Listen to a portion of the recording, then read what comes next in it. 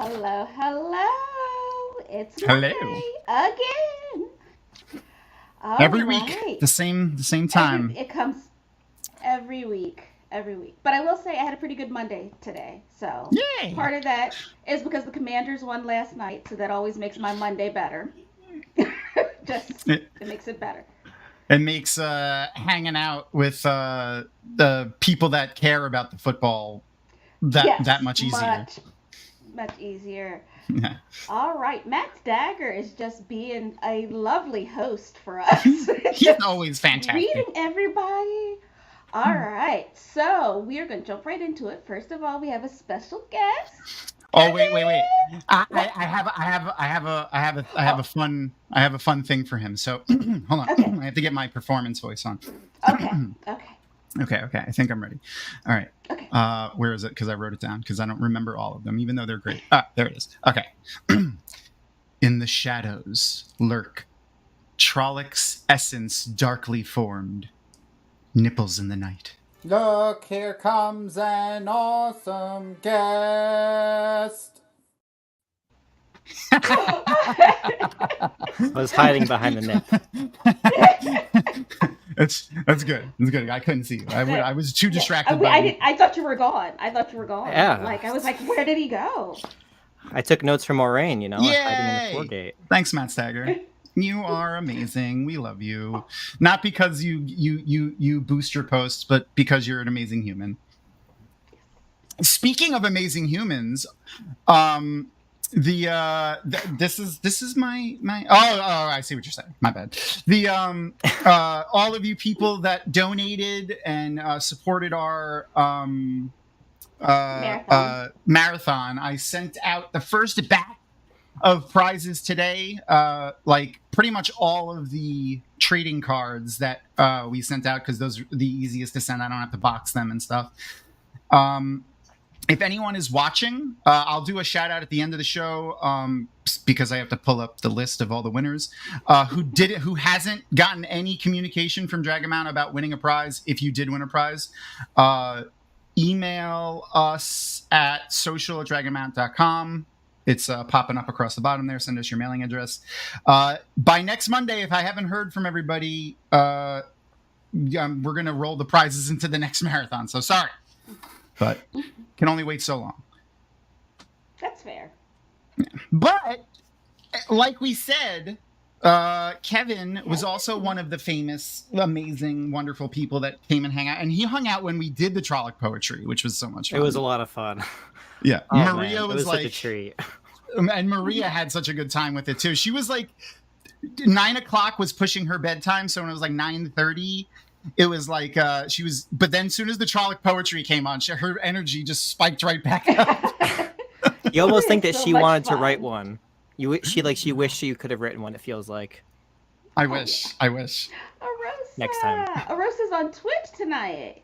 Yay! That's because we're gonna actually do the watch party tonight on Twitch. So if you're watching on YouTube or any of the other places, feel free to also go check us out on at Dragonmount.com on Twitch, and there we're actually going to host the watch party, since this is a similarly owned property as Twitch is owned. And we can actually do watch parties for people. So if you want to follow along with the watch party, you could do that, or you could just watch on your own, and I'll call out times like I did during the marathon. But Kevin, how are you? What is your life like today and recently? Pretty good overall. I've watched the latest episode a number of times over the weekend, because it's my personal favorite so far. So I've been enjoying that. But other than that, I've just been causing trouble on Twitter like I like to do. As per the usual. Making posts, causing mayhem, because that's just kind of the Kevin thing to do, Can I ask a question? Of course. Is this the reason why it's your favorite episode? Because this is the reason why it's my favorite episode here. Oh my goodness. My heart.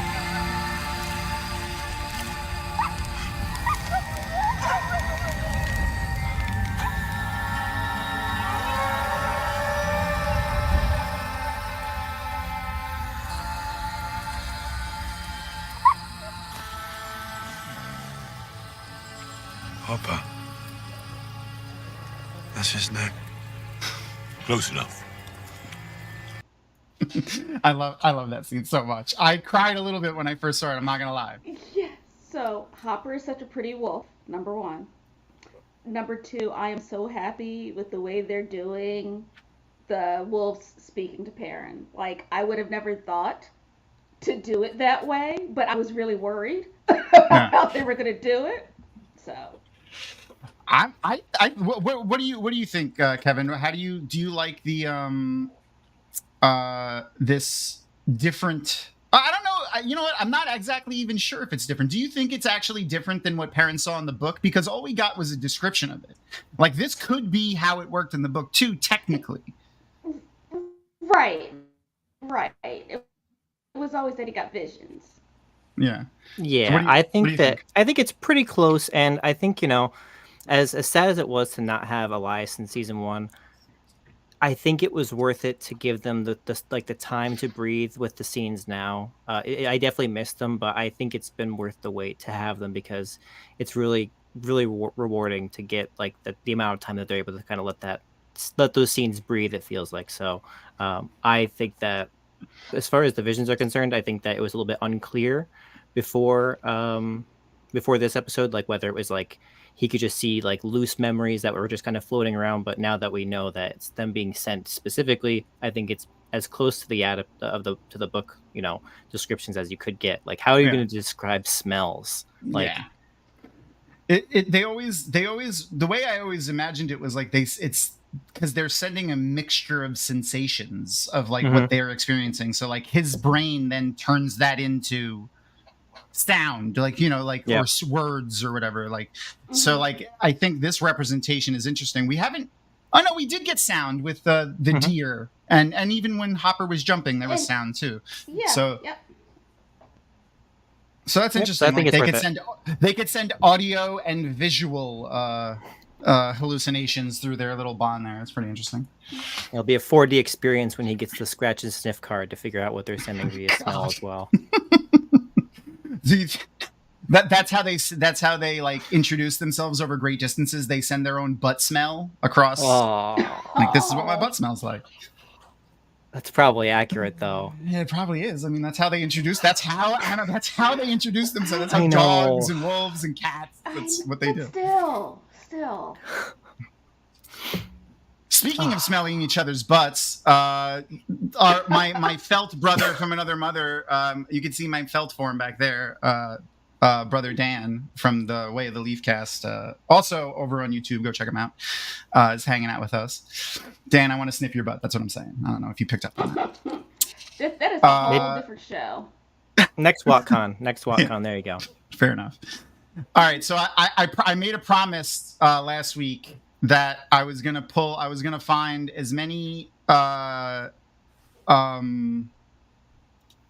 nipples as I could possibly find, and I think I found a lot. And I like I said, I told you before, I did my best to touch up the brightness, but this particular episode was a little dark. You could see it started getting a little distorted, but we got two nice shots here. Not as hairy as some of the other Trollocs.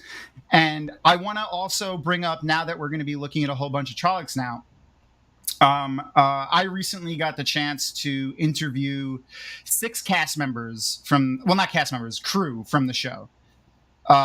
It was Davina Lamont, who is the hair, makeup, and prosthetics, Sharon Gillum, who's the lead costume designer, and then I'm not even going to try to pronounce their last names, but I'll post them in chat. Their names are both Andre, spelt like Czechs spell it, which is ONDE DJEA.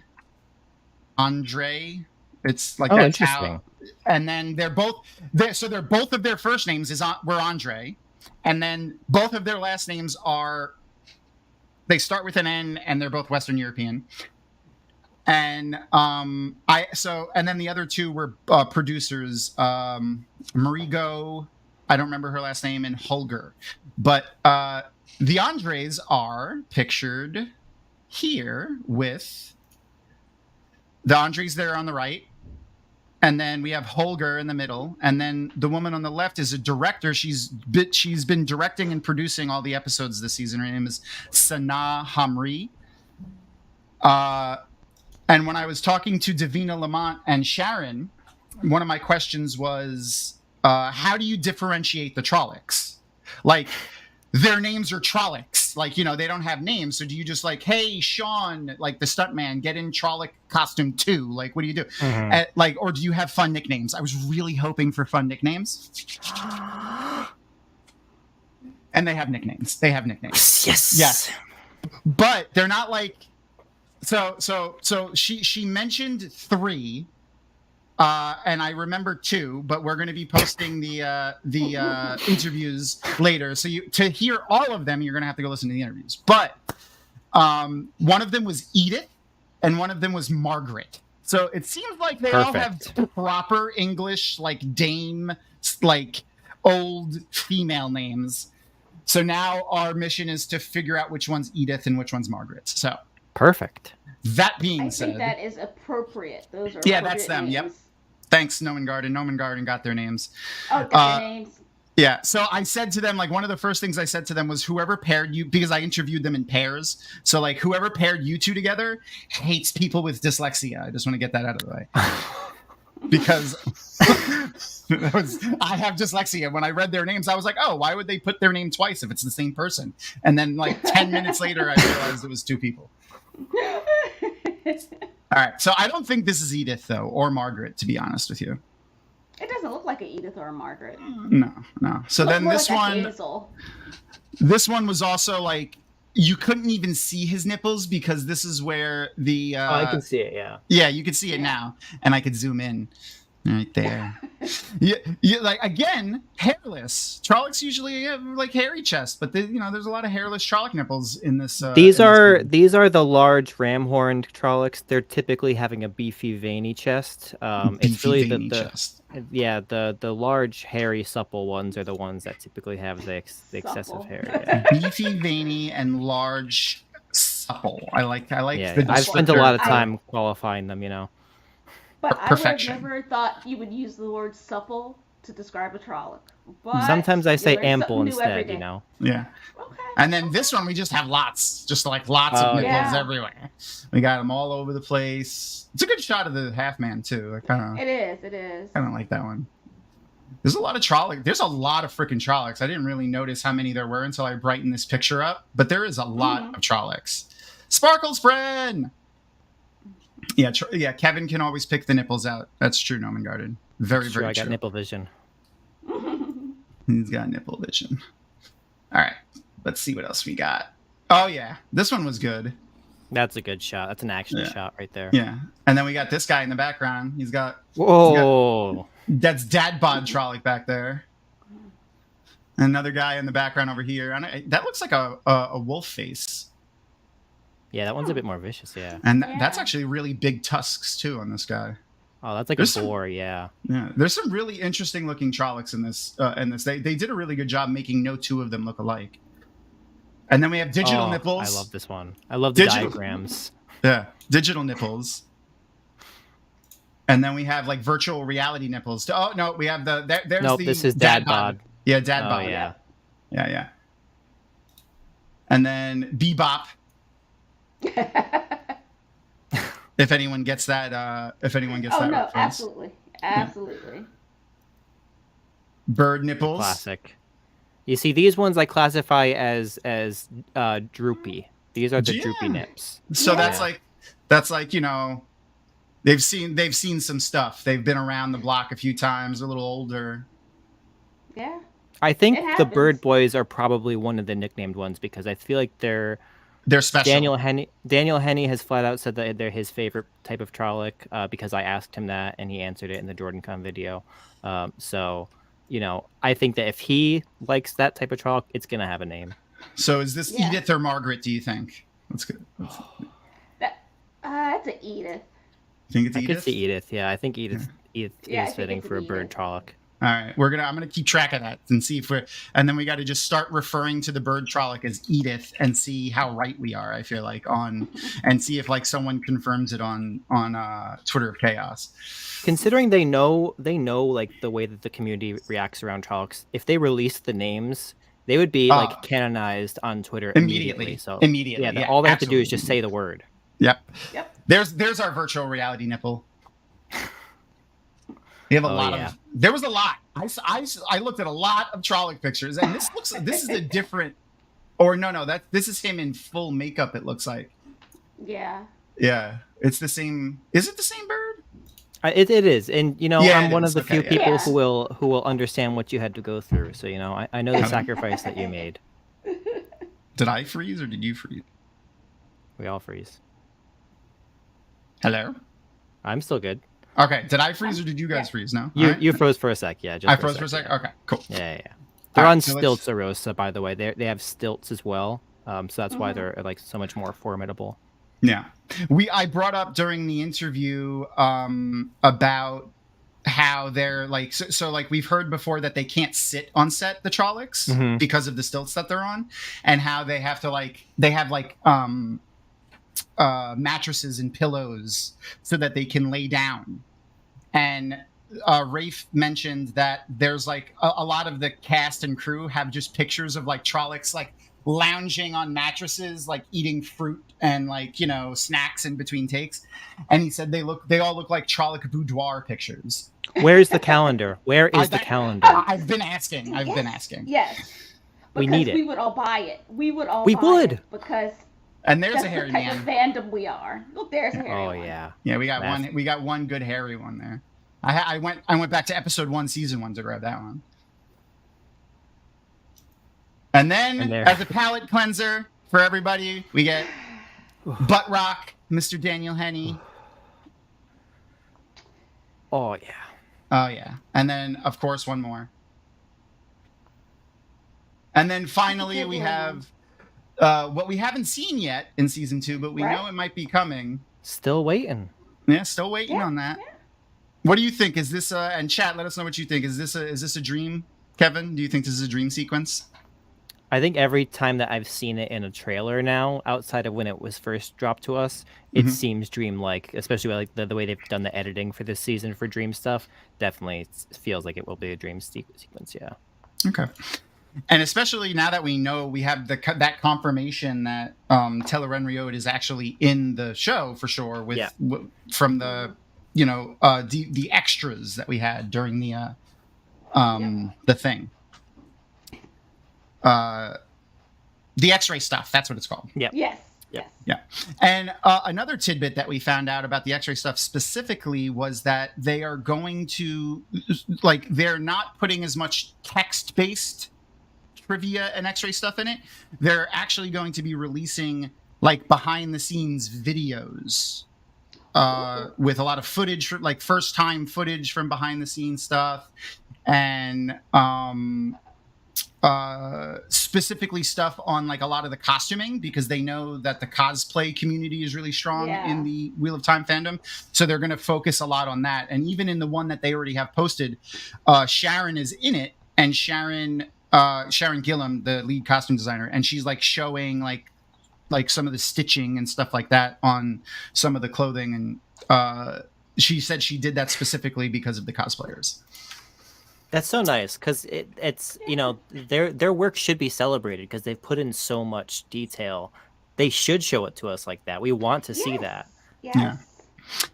I'm saying, Nomen Guardian. I wish, I want it. Also, I am also missing specifically the intro, the intro from season 1. I really enjoyed. I've got it saved to my desktop so I can pause it and play it every time. That's funny. I've thought about it. All right. So we'll give everyone a couple of minutes. I'm going to tell everyone now we're going to get ready to start the watch party over on Twitch. So if you want to join the actual watch party and follow along and watch, we're going to do it over on Twitch. If you want to just play it yourself and watch it yourself, I'll do timestamp calls out periodically, every 10 minutes or so as we watch the episode, so you can try to line it up. If you're following along, we're not going to skip the recap. And I don't think Amazon Prime does commercials, right? There's not like a level of which that has commercials right now. I don't think so, no. There's like the freebie version, but like that's, you know. Yeah, they don't have their original stuff on there, I don't think. Oh, that's right. I didn't realize. Yeah. All right. So anyway, is there anything else that you wanted to say before we get started, Kevin? Like any other, like anything that you noticed that you want us to look out for or anything like that? I'm just delaying for a minute to give people another second to get their stuff ready. I'm also pondering to give them an extra minute as well. That's a good I've seen that one too, yeah. Idea. Yeah, the threads on the back. I immediately thought, and I said this I think in the review that I did that we posted on YouTube, of the weaves of the One Power, because they're all the different colors of the weaves of the One Power in a big brown coat, like mixed into the taint. You know, like that's what I thought of immediately when I saw that coat. Tom, do we have the link to Twitch? Yes. Hopper is asking in chat. Yes, I am getting the link for Twitch for him. Oh, Dan's leaving? Bye, Dan. Bye. Bye, Dan. It's so nice to see you. Also, for right now, we are going to be book 1 and 2 spoilers, like the little tag says. The last 15-20 minutes of the show, we will do like full book spoilers. So if you have thoughts or theories that touch after book 2, save them for the end of the show when we chat about that. We want to keep it just book 1 and 2 spoilers, just for the folks that haven't read or want to read or whatnot. All right, I think that's enough stalling for time, right? That's good. Yeah. All right. So if you are following along and getting ready, the thing is going to eventually start playing. I am clicking play on the watch party now. So it should start it says starting the watch party. So like it's going to take a second.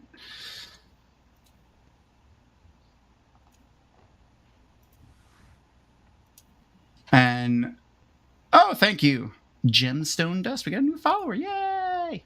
Woo! Yes, so I'll be pulling chat from everywhere, but we do have people chatting on YouTube and Facebook and stuff like that. So I think they were asking if it was going to be the spoiler levels for chat. Yes, also for chat. Yeah. Sorry, Arosa. Yes, for chat as well, just for now, and then at the end we'll if you have thoughts, we'll bring it up then. All right. So this is Daughter of the Night, this episode. Oh, hold on.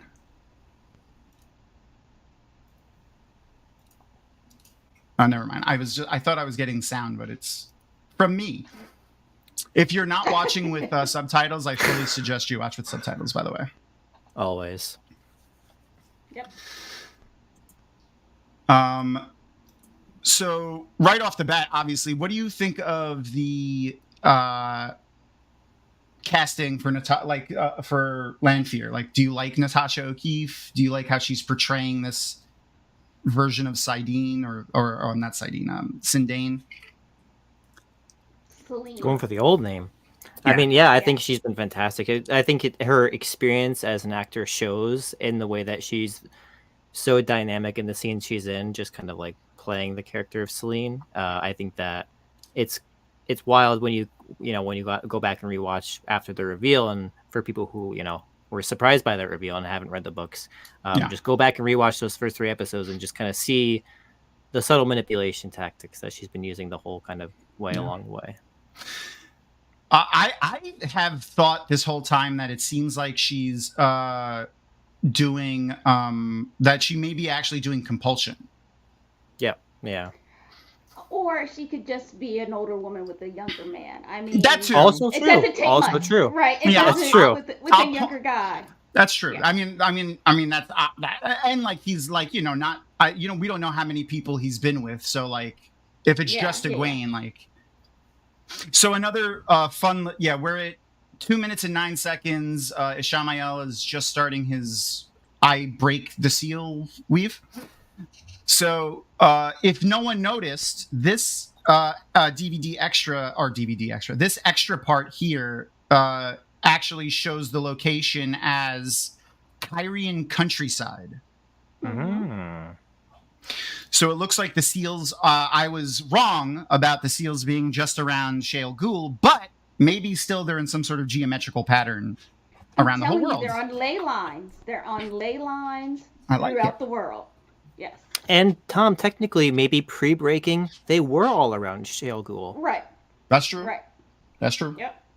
They got moved around. That would explain why he doesn't just go wake everybody up, because they're lost. He doesn't know where they are, yeah.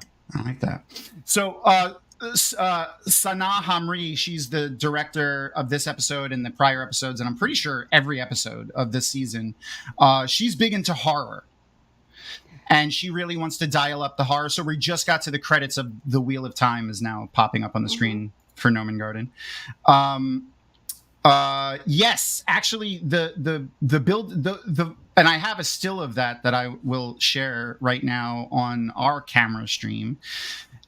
Those rocks do actually look very much so like buildings. And let me maximize this screen and do a little zoom. This like episode 8 cold open flashback level buildings potentially. Yeah. Like we could get the same view then. This looks like the Flatiron building from New York, which is where the Tor offices used to be up until like the last few years. And this, like, you definitely see some sort of pattern here. Mm-hmm. So if they repeat the same thing that they did last time, do you think we're going to get a shot of wherever that is? Maybe. Like a flashback like they did with the Two Rivers? So I think it may depend on whether or not they're going to actually show us them getting sealed or not. Mm-hmm. Okay. I mean, that would be, I guess, the flashback that we got, right? Right. I'll grab a picture of the Flatiron building so that we can compare the two together later. So a lot of the book readers here would know that, as they just said, Moiraine is this woman, Avanier's sister. So, go ahead. No, I was just going to say, I like the fact that already now we've seen two Aes Sedai with family members that have grown so much older. I think that it's helping drive the point in that they live so long. And I like that they did that, because we didn't really see that a lot in the books. We'd hear them talk about family members, but it's like they never went to see anybody they grew up with if they were still around. Yeah. I like that they are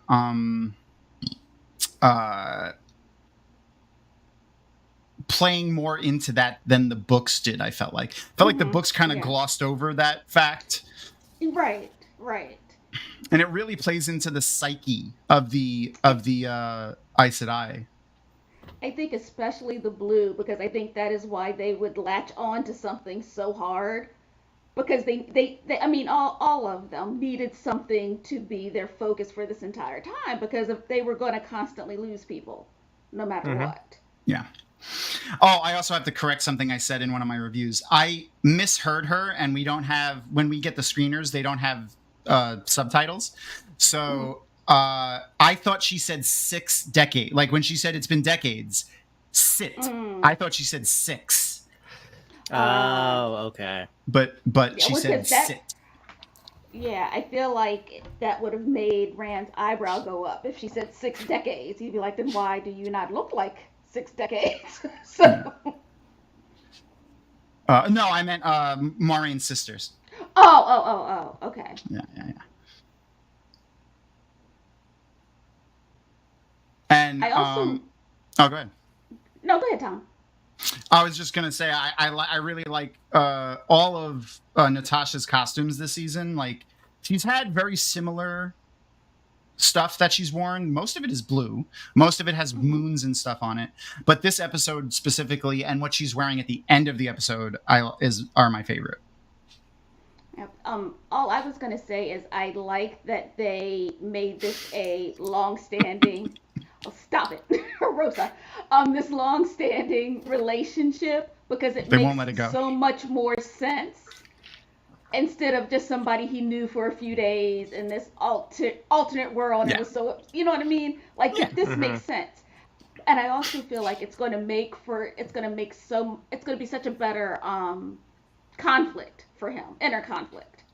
Yeah. I think they do. I think the show does a good on a lot of those points with a lot of the characters, actually. Like giving a better, I don't want to say better, but like a more realistic or more deeper reason for a lot of things. Specifically, Nynaeve's accepted test. Like her first and third test in the show, I feel like are far better than the ones in the books, because the test is meant to be like, do you want to become an Aes Sedai? You have to make these choices to come back. And like, obviously you're going to run away from a Forsaken chasing you through a hedge maze.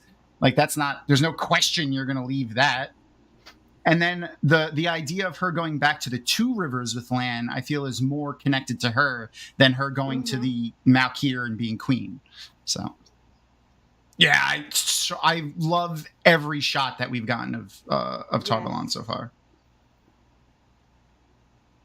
Kevin, what do you think of this version of the accepted dress? I mean, barring obviously they're not going to keep the hems on the bottom because they don't do full body shots every single scene. But like, I love that they're little teardrops every single one of them. But what do you think? I think it works well. I think it's like it's subtle enough to where it doesn't draw too much attention, but it still gets the point across that you can tell that there's a distinct difference between a novice and an accepted. Like, it's at a glance, you're like, oh yeah, there's something obviously different about them outside of the ring. Yeah, so I think it works. Ooh, we got a bot. Yay! Hello. It's not a porn bot. We haven't gotten any porn bots yet. Oh, that's good. Of course, now that you've said it. Yeah. True. We have been talking about Nips, and you talked about the aging. The aging, That's and I true. imagine that the older women at that table are Alana's sisters as well. So it's another connection, obviously, with the family of those are her, probably younger or older, whatever. But the thing that the DVD, I keep saying DVD extras, man. I'm proving my age. You're fine. We know what you're talking about. The X-ray portion of this. So first of all, it says it's in Arafel, so that's cool. Just to know where it is. And it's I think I said it was Titan's Wells, but it's Tiffin's Wells or something like that. It said in the thing. But it said, like, when it was describing this location, it said that it was a village that Aes Sedai go to retire. So are there multiple, like, are some of these other women Aes Sedai as well? Like, or I mean, we know her sister is, but right. It could be like they have it could be in a similar way where obviously Varen and Adelaide had their own retirement home in a different part of the world. So it's like a commissioned, like they have like their own estates, but like they have like little communities that are maybe nearby other ones. I could see that kind of being the case. And Arafel, I was just looking at a map. Arafel is actually not that far from Tar Valon, so it's not it's not a crazy journey from where that would be. And it's actually Tiffin's Well is right on the border of Arafel and the area around Tar Valon, so it's actually it's not too crazy.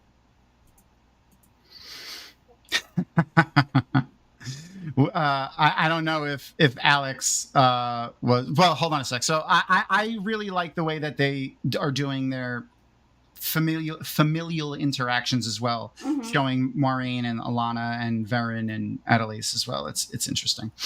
But I'm guessing Alex might have watched the Sunday Tavern Talk with on the Way of the Leaf, because Jansen and I got into a heated discussion about, is the one power genetic?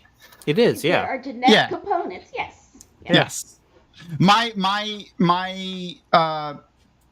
2 cents on it was that it's mostly linked to the soul, but there are genetic components to how, like, maybe which soul, maybe that constitutes which soul is spun back out into which body, because or how often, because like we do know that when you're spun out, it's not always in the same familial line. Like you could be on different peoples, different genders, different all over the place. So like, yeah.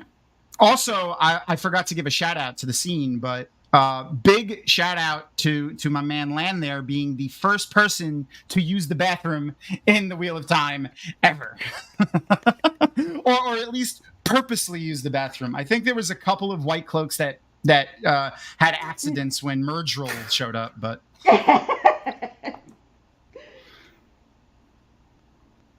so here we're gonna get a shot of that portrait, and it gives us an idea of their ages when Moiraine left, because like Noman Garden said earlier, Avenir in the books was supposed to be the older sister, and Moiraine's weed. Can't forget about the weed.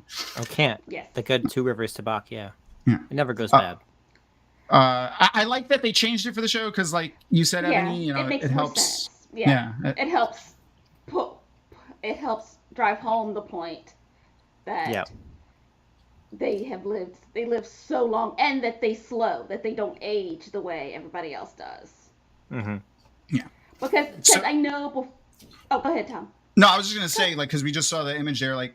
How old would you say Moiraine is in that picture? Anywhere between like 16 and like 20 something, maybe? Yeah, I would say, I want to say she was 16 when she left for the tower. So I'm guessing that I think they say that picture is right before she left. Yeah, and then she was. We know that if the timeline follows the books, she was a novice for a certain amount of time. It wasn't that long. 2 years, I think, maybe. Yeah, 2 years. And then she was accepted for a bit. And then at the end of being accepted is basically when the Rand stuff starts. So it's somewhere around 30 to 40 years, depending on how long.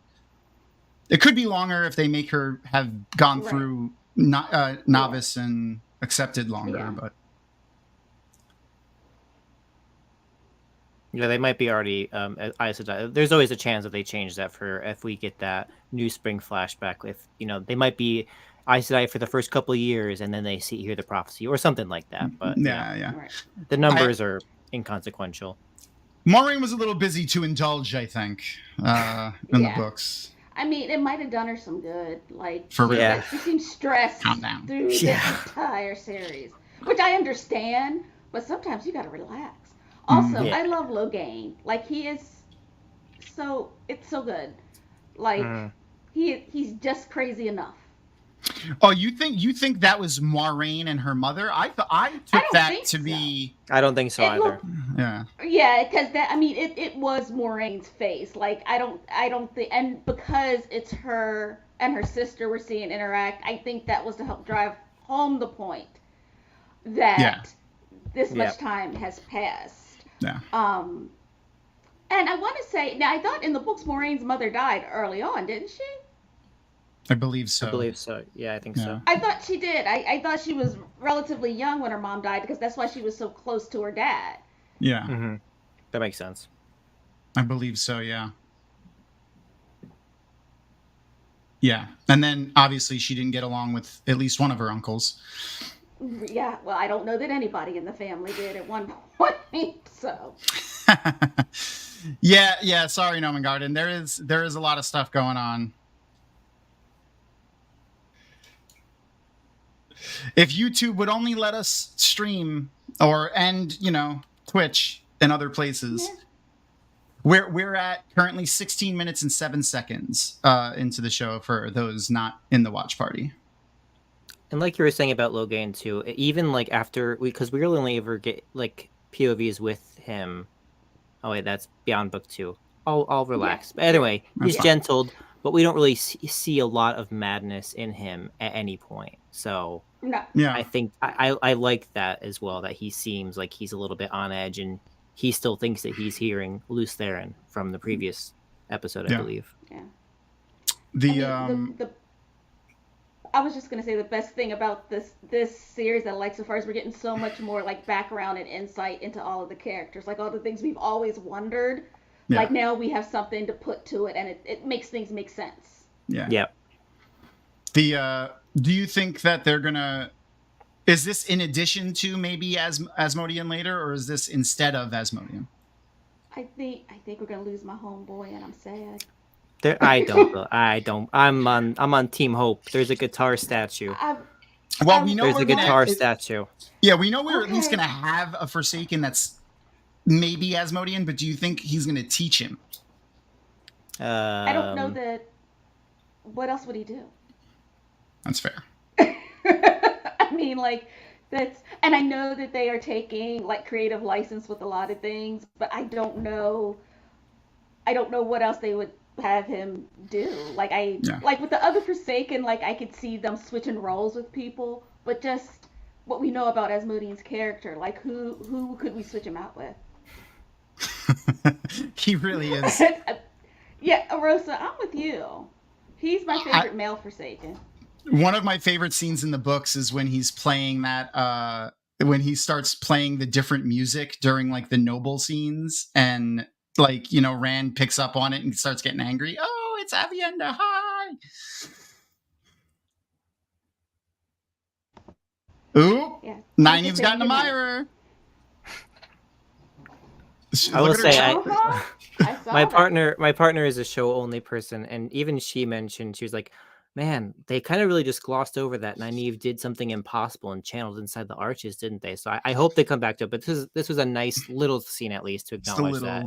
Yeah, a little taste, but yeah, it does. Yeah, need a little bit more. And I'm like 90% sure that I'm right, but I remember in the book saying you shouldn't channel in the arches, but in this, Sheriam says you can't channel in the arches. I feel like that maybe it had happened before. I want to say they warned her not to. Warned her not to, but I don't remember them specifically saying can't. Like, you cannot do it. Like, it's not possible. That's the feeling that I got from. Oh wait, hold on. Yeah, wait. Watch Leanne's face in a second. She's gonna. It's like all I can think of is that those TikTok videos. Bombastic eye roll in a second is gonna come up. Watch. Here it comes. Watch her face. Here it comes. Wait, and then she's gonna. And then she turns back. Wait, here it comes. Come on, go back to her face.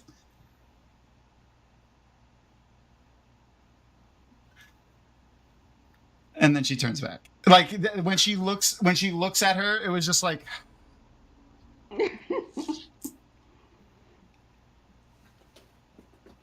This is also the first time, this first mention of hearing of any kind of removal of an Amyrlin seed or anything like that. Mm-hmm. Good setup. I mean, at this point in the books, we heard about, you know, at least, the Amyrlin seed when, you know, they gave the prophecy dying and like having to be replaced. We haven't heard about replacing an Amyrlin seed at all. I doubt that they'll go that deep into it. Just because it's so much background lore, right? Like I don't think it'll be. If it is, I think it'll be mentioned in passing. Okay, there you go. Thanks, Nomengarden. Nomengarden's always on top of it. Nomengarden is. I was just reading that as well, that they're not supposed to even remember they're able to while they're inside. She still does it. So yeah, it could be because it's tied to her, you know, emotions. Right, that's because she has the block and she can't do it at will. She has no control over it anyway. Yeah. So. And they really force that onto you in the tower, you know, like only being able to channel when you're emotionless and under control. So like, since they can't go through their normal process of channeling, and Nynaeve channels accidentally when she gets full of emotion, it makes sense of it exploding out of her at that point, I guess.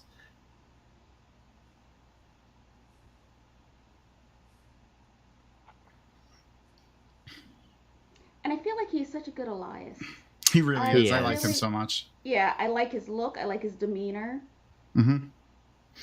I really love the character of Hurin in the books. Like his dialogue, his interactions, he's fun. Yes. But if I'm being honest, the whole idea of having these weird extra like talents, like even the Wolf Brother thing is a little like, what is that? Like, but like then when you add the sniffer onto it and like other things, like it starts to get a little confusing. And when you don't have 14 books to explore it, I could see why they would want to condense that.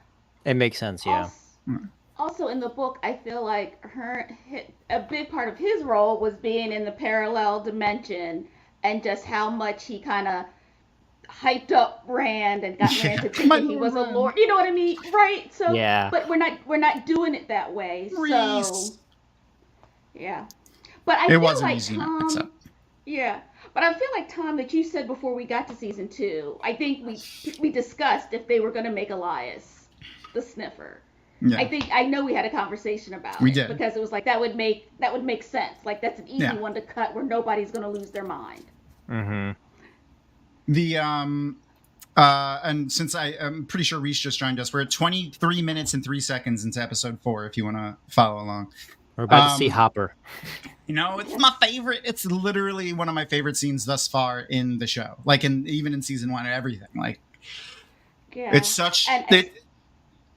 I was just gonna say, like, even it doesn't matter to me that it's almost exactly how it was from the books, but it really is like exactly how I pictured it in the books, and it's just it's such like a easy scene. Like it doesn't. I'm sure it didn't take that much effort to do, but it just has so much meaning for people that have read the entire series at this point. Yeah, and like I love Hopper and I love dogs, but I'm not as fanatical as some people like Hopper from Jordan Con. But I was like, even then, my heart was so happy. Like I was like, oh look, it's him, it's Hopper, it's baby Hopper. The funny enough, I actually know what. Like I don't know if it's the same thing what they're eating here, but in most movies when they eat stuff like raw meat, they make like a gelatin thing. Like and they usually mold it and color it like meat, but it's usually completely flavorless. So it's like flavorless, sugarless Jell-O. And all the actors that I've ever heard talking about eating it hate it. So yeah, I don't know if that's what they did here, but it looks like it. I mean, hopefully it's watermelon. Yeah. And for his sake, at least. Oh, and I do like this look of Lan with his hair down, like not pulled back. I do. I like it. So it's giving me straight up kung fu vibes. I'm not even gonna lie. Like the kung fu show. Daniel Carradine or Daniel Carradine. Yeah. Okay. Yes. That I watched every Sunday night before Soul Train, and it's just that's what it made me think of. I can see it. I like the top knot. And I like the Korean Japanese version that he has with the, like the flip with the thing in it, the hair stick. Right, but for me, this also lets us know, like, almost like his guard is down, like he's not sure where he's supposed to be. Mm-hmm. Yeah. But like his hair is down, it's like he's not sure of his role anymore. He's relaxing. Like, is he still a warrior? Right? Is he still a warrior? He's just trying to. Because he's just kind of being Lan. So what do you think about this dynamic of the relationship with Maxim and Ivan and Alana? She's talking about at this point now. He's talking about how when he first bonded with her, their interactions within the bond, neither of them were liked outside of fighting and sex. So she masks it all the time. What do you guys think about that? I mean, I can imagine it would be very distracting to have not one but two sets of emotions like riding around in your head. Like I feel even with me, like 1 week a month, there's a whole bunch of emotions in my head, and I don't know who they belong to. So it is very like you can't function. You can't function until you get used to it. So I can understand why she would do that. Oh my God. Yeah. That's true. It's a good It's a Yes, good kind of absolutely. reminder that, whatever we see on the surface isn't exactly how it seems. You might think, oh, he always knows how to get her food because he feels her emotions. No, he's just attentive like that. He pays attention and Right. he knows Yeah. that she's hungry Mhm. and she's going to want a snack. So that's why he's the real snack warder, Mm-hmm. Yeah. That's our snack Sedai right there. Yeah. And by the way, she snacks like that in life too. Yeah. Oh, yeah. And Taylor is like her real life warder. They've become really good friends, and like he talked about it in a couple interviews. So like he's always there with her. And when they did the thing that they released at JordanCon this past year, they were together in the room. Like if we watched, yeah. when we watched the unedited version, like you could hear Alana like messing with him, like in the background. It's They're so pretty funny. I love them.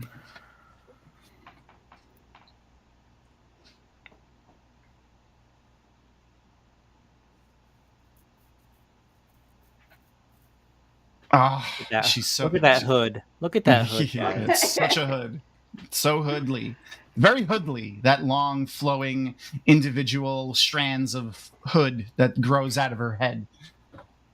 I mean, that hair does not grow out of her head. We've already established they're all wearing wigs. That's fair. So- That's fair. Except Rand right now, at least. Right. But I like Rand with the haircut. It's given straight up Anakin Skywalker vibes. And that's not a bad thing.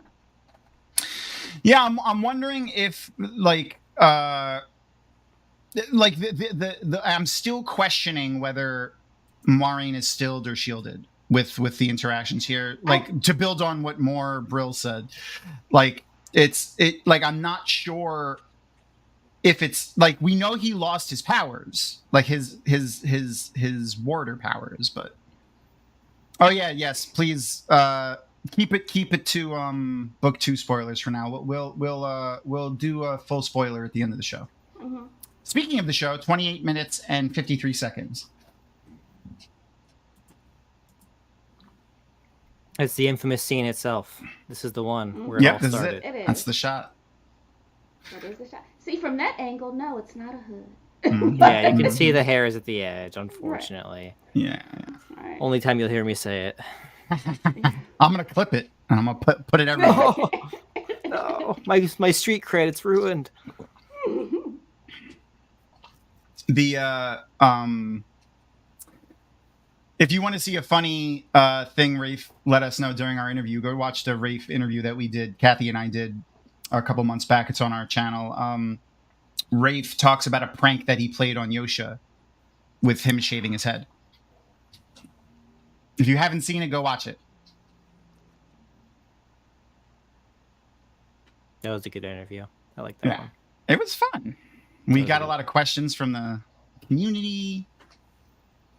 See, like if you watch, and it's really evident in the at the end of the show, but every time Rand seems like he says he wants to leave or he wants to like get away because it's dangerous for him to be around her. She always goes in and touches him or kisses him, and her voice gets like really soothing. Now she could just be seducing him. I was gonna say I do that with Brian all the time when he gets distracted and not focusing on what I need him to focus on. And I'm sure Aaron does it with you. You just don't realize it. That's fair. What do you think of the Mohawk mullet? It's a choice. I think it's good. I think it's cool. She wears it well, at least. Foreshadowing. I was gonna say she's pulling it off. Foreshadowing? Okay. Yeah. It's good foreshadowing for things that we can talk about at the end of the episode. Fair enough. Yes. Yeah, but I think she does pull it off, but I think it also very much separates her from every other female we have really seen and interacted with as a main character, right? Yeah. Because that was the biggest thing, and I can't talk about why she's so much different, maybe from Elaine or you know what I mean. Yeah. But Yeah, I think it's very good. Yeah, that even visually, they're giving us this Min is different. Yeah. I still think that this may be Min. That is Min. I would bet Brian's money on it. Maybe. Bet Brian's money on it. But I'm not sure. That's from the Aes Sedai powwow in the little garden in the tower. Little tea party. Scene, my heart just hurts so much for Nynaeve, and I think part of it is because I am a mom, and like I don't know that I would have gone back through. I don't know. It's tough, and I think in the behind the episode, Rafe even talked about like how they treated this episode like a miscarriage episode for Nynaeve, and the way they characterized it, and I think it shows that like it's very emotional. Yeah. Yeah, I mean, especially because she's memories. Yeah, exactly. You were. We had the same thought. Well, no, that she said she was in there for years. That kid was at least 6. Mm-hmm. Like that is a big chunk, and those first 6 years. So that's before your child backsasses you. So they mean it's just. But you watch this little blob grow into a human, and it's an amazing thing to see. Just this little thing that came out, and you couldn't do anything. You know, my son's gonna be 6 in like 2 months. So I've been like that'd be like me walking out of it right now. In those last 6 years not existing, and that's tough. That's tough, right? Because but you like so you're right there, like all the changes that he's gone through from newborn to 6, like those are the most changes he will ever go through developmentally. Yeah. And to lose it. Kate Fleet. I'm not sure if it's the writing or just Kate Fleetwood being an amazing actress, but like. I keep waffling on is Leandrin Black Aja or not? I think she still is, but I think so. I waffle. She's gonna have a waffler. But I think her reasoning is going to be different than it was in the book because they gave her a whole kid. Yeah, here. And that's this is another.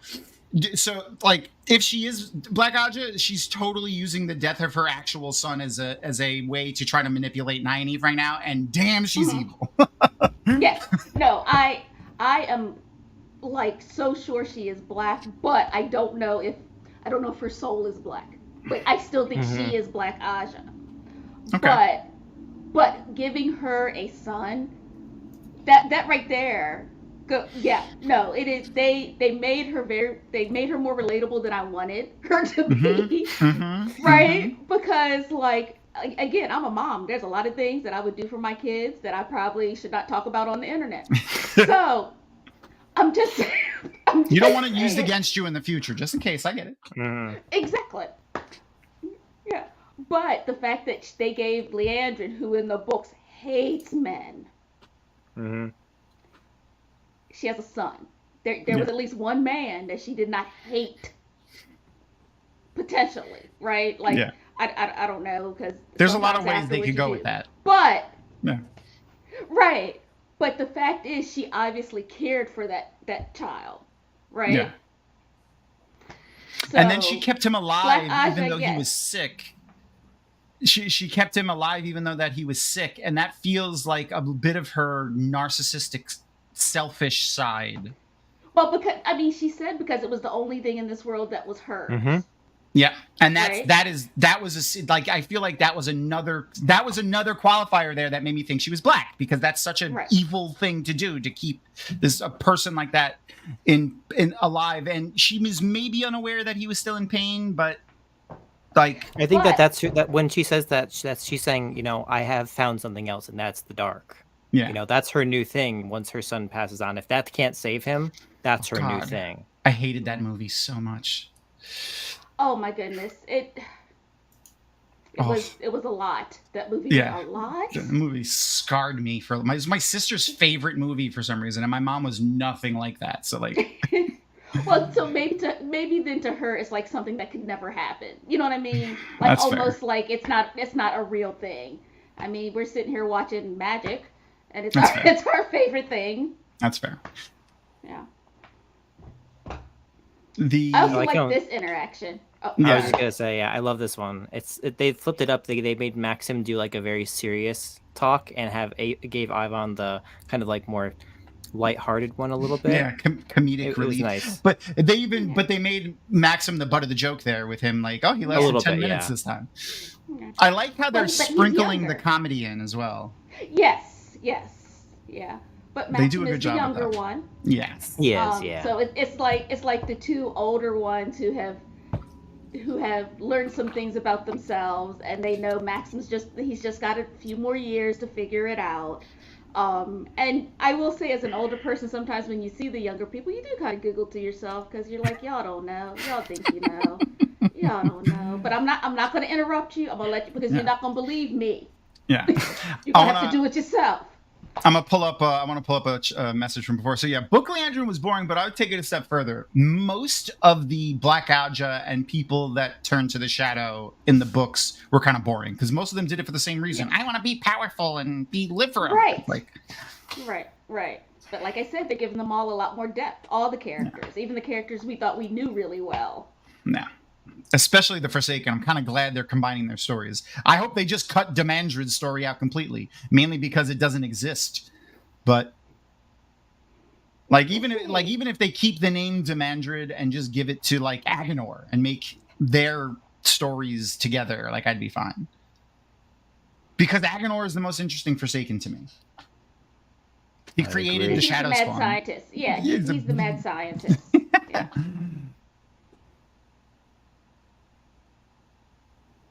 And sorry, I just wanted to hear what he said. Nah, never mind. I like Ivan's look, and I'm not sure if the scars on his face are meant to be just like battle wounds or like maybe traditional kind of like, I know a lot of like African cultures actually do facial scarring and scarring as kind of like the Maori do their moko like on their face. Right. So like, I don't know. It looks intentional, yeah. It does, because they're so symmetrical on that one side and the same length. And I can't imagine a weapon that would do that. But I think it is it's supposed to be a cultural thing from wherever he's from. So which makes me wonder: are we going to see more people with that? I hope so. Yeah. Speaking of culture, go ahead. No, go ahead. Go. I was gonna say like the way that they're mashing up cultures in Kyrian specifically is beautiful. Like I know in the books we kind of get the hints that it's very French oriented because of the way they describe the dresses and the architecture and even their governmental system, the hair, yeah. But the way that they're mixing the Japanese and the French traditional clothing and stuff like that. Even here, like she's like that overcoat almost looks kimono-ish. Yeah. Yes, and I love it. Yeah, I think I can pull it off. You definitely could pull it off. And I like that her sister is wearing something similar though. Like this is something that is commonly worn there. Like she switched to Kyrenian noble garb. Though still blue. I will say, it is still blue, but I feel like an Aes Sedai would absolutely switch into the garb of where they were, especially if they were trying to blend in. I always imagined the slashes of color as like big garish, colorful slashes across their clothing, and I'm glad they didn't go that way. Right, but I didn't even think about that. I had forgotten about the slashes of color. Good. I feel like this scene is great because it kind of parallels where she kind of outplayed and outmaneuvered like Bail Domon, but now her sister is kind of outplaying her. It's like a funny little juxtaposition there. I like that. But I also like that they gave her little sister the eyes and ears. Yeah, me too. So here's a hot take that I had in my review. Avenir is a dark friend. Ooh. That would be interesting. I mean, Barthanes is in the books as well. Yeah, because... And I think they're going to make Barthanes her son. He's marrying the queen. My son is marrying the queen. Okay. Like, what up, Andrew? Hey, So like she said, for half my life I worshipped you. What'd you do for the other half? Right. So I was gonna say she seems very I won't say, well, not very, but there is bitterness there, and that could be she was like, I'm just gonna do the exact opposite. Like, I'm gonna be the opposite of what my sister is. I could see that. I've been wrong before, Noman Garden, so we'll see. I like. I feel like it would be an interesting thing for this, especially because like if Maureen begins to trust her, like it would be a really good stab in the back for that storyline there. Yeah. Now in the books, were these girls getting drunk every night in their room? I don't remember. They were like 15. They were like 15 in the book. So that's exactly who gets drunk every night in their room is the 15-year-old. That's fair. You know, I'm just saying, but I don't remember if she actually made a drink or not. But every time we see them in this room, they're sipping on something. She doesn't, but I like the touch because it shows like her engineer side. It shows right. her creativity. I'm a big Elaine fan, so you know. Me too. No, it does. I like it, and it foreshadows her creating other things. But I was just like, is this how they're doing it? Like, how is Elaine even getting this stuff in here? It's like, so cash, you know. Yeah. She's stealing stuff from the kitchen. Like, is it basically? She's got prison hooch in her. That's what I was gonna say. Basically, she is making alcohol in the toilet. Is what she's doing. Mm-hmm. This is what. She's got a bunch of vegetable peels in a plastic bag, and she's got it stuffed in a. She saves her apples with every meal, you know. Yeah. Apple brandy. Stuff that these except they're not watching these girls like they're supposed to. No way. Maybe on a rewatch after dark, I'll tell you guys the story about the time I drank moonshine from a bum out of a plastic Jiffy jar. That's when COVID started. How did you not end up with COVID? We found patient zero, everyone. Right here. For all this time. This was 2008. It had to marinate a little bit, but this is. It's my favorite Aussie. That's not true. I have many favorite Aussies, but I love this one in particular. There's a lot of good ones down there. Down under. Sorry, I'll never do that again. Sorry, what a Holocaustie. No. So I have a good. I have a good still from this, and we're gonna go through all the stills I have from this episode when we're talking book spoiler stuff. Mm-hmm. But you'll see it's like a split second scene right here. When she channels, she's only using spirit, it looks like. There may be some white mixed in it too, but it's mostly yellow. I think yellow is air. Purple is it just air? Okay. Yeah, yellow is air, purple is spirit, yeah. I thought there was like a white color that was okay. Then I'm wrong. I think so. So when you were watching. No, I was just gonna. Then it's just air. I was thinking maybe that's how she knocked them out too, like because and not just hitting them against the wall, and all three of them were miraculously knocked out. I don't know if anyone's been hitting the head real hard, but it's way harder to knock people out than that. So I will say with this, I know why they did it, but I was like, in the books, her aunts loved her and tried to protect her. They didn't do this to men, but I understand why they're doing it. But I was like, they just sweet to her. Yeah, but they need the background drama. Like not just that though. I feel like a lot of the idyllic pasts of the characters are too unrealistic. Yeah. But you don't really just because you can see people's futures, is that really enough to make you want to go this far to get rid of it? Like you needed to be traumatized by something. Yeah, that's true. Point. That's very true. Oh, we might be getting another co-host. So her visions must be getting worse and worse as the last battle approaches, though. You know, that's true. They've got to be pretty dramatic, because the pattern is bugging out. Yeah, but this scene right here, because me and Brian went back and forth about this, is why I still think Leandrin is dark. Oh yeah, me too. Unless Ishi here tricked Leandrin, unless she doesn't know he's who he is, but I feel like she does. Like I said, I just think her reasoning for being Black Aja is going to be much different than what it was in the books. More complicated, Yeah. The I don't think Min knew Leandrin was black. Obviously we think she is No, now, she obviously. didn't. You're right. I think she just wants an Aes Sedai to take this power away, which, they can't. Right. So. Right. So which furthers Leandrin lying to her that she's black. So. Right. Or now we have full confirmation now that she's working with Ishamael, but. Yeah. But he may have told Leandrin he could. Like it of course, if she's black, she can lie. Right. Mm-hmm. Like if she's black Aja, she can lie. But I'm gonna guess that Moraine. She asked Moraine, and Moraine was like, "I can't do anything for you."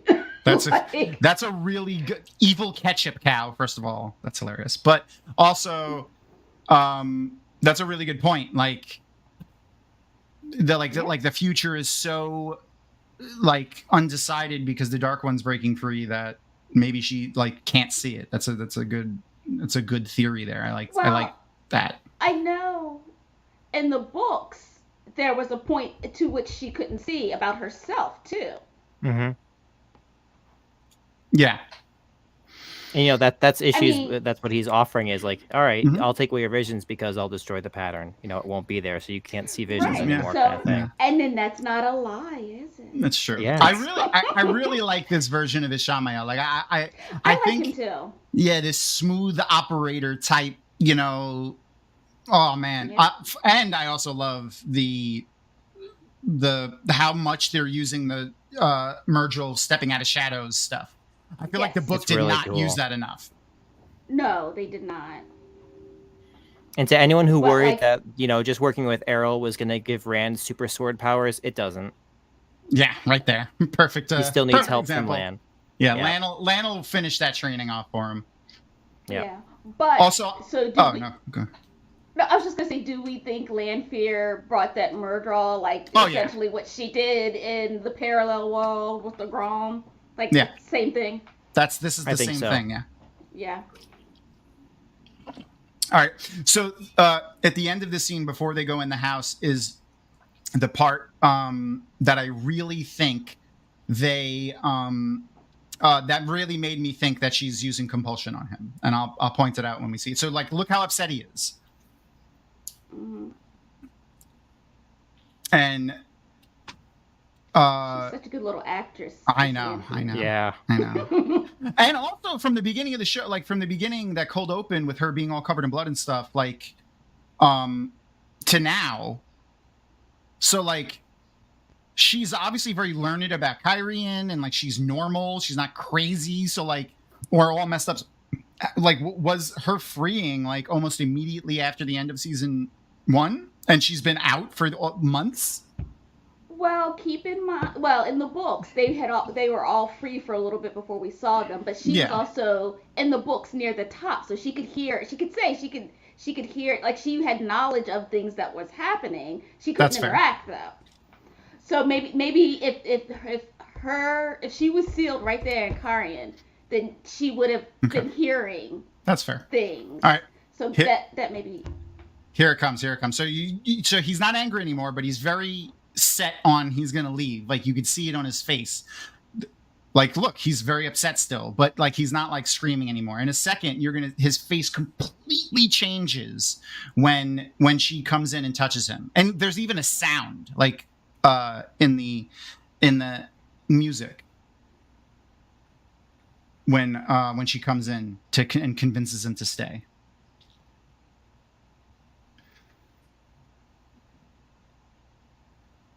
He feels guilty for lying.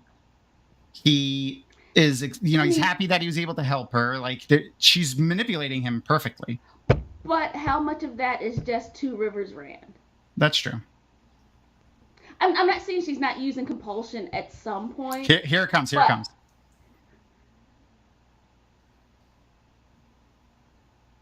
His whole demeanor changes in a second. He's still angry. It's going to be in a second.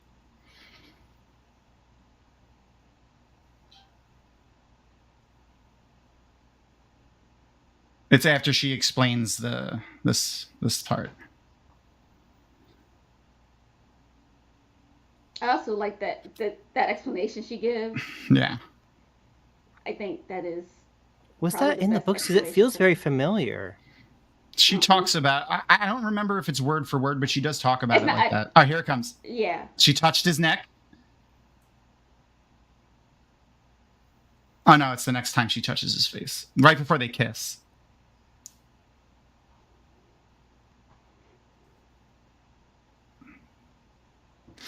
By the way, we're at 52 minutes. Exactly. There, now look at his face. He's completely relaxed. And he's like, all right, yeah, I'm not going to leave. I'm not worried anymore. I'll go inside and we'll bang. Like, the only reason that I would question it is because I feel like Lanfear's pride would not let her, at least book Lanfear, her pride would not let her use compulsion like that. That's fair. Because another Forsaken does. Yeah. And she would want it, if she knows that he is the Dragon Reborn, she's going to want him to love her. I've always loved. Like, that's what I think it is. I've always loved Wily and Wilds. I don't know why I like that word. That's what it is. But I feel like if she's motivated by the same reasons as Book Lanfear, she would not want it to be compulsion. She would want it to be true. A. Murphy, you're right. I don't know if she uses it on him. Light. It's her headdress that has kind of like a constant wave of light compulsion to make people view her as beautiful as possible. She does do that. To make sure people are seeing, like, she's got a filter on at all times. Like, I am the most beautiful thing you've ever seen. I really like the way they set this episode up too. They really did, I feel like it really did a good job centering Lanfear full circle right back to the beginning of the episode. Yes, but those veins in her forehead and around her eye, I was like, is her face going to change? Like, is this like effects, or is this just her? I think she's channeling. Veins. I couldn't do that. Yeah. I think she's channeling the true power. It does look like she could be taking down a Mask of Mirrors, but I've heard that the true power part as well too. Yeah. No. You actually see Sa at the end of this. At the end of this episode. Part, yeah. Well, see, it's all wavy around her. Yeah. So this could be a Mask of Mirrors coming down. Yeah. Mhm. And that part, I hollered because I was not expecting. I was not expecting that shit either. Yeah. My girl, Moraine, coming in there, gangster, just like. And Rand is like, "What is happening?" Yeah. This poor guy. For all the dreams that she's made him had, like in the past months, this must have been like, I can't believe this one's actually happening for real. Yes. Yeah. No safe. What would Rand's safe word with Lanfear be? Oh.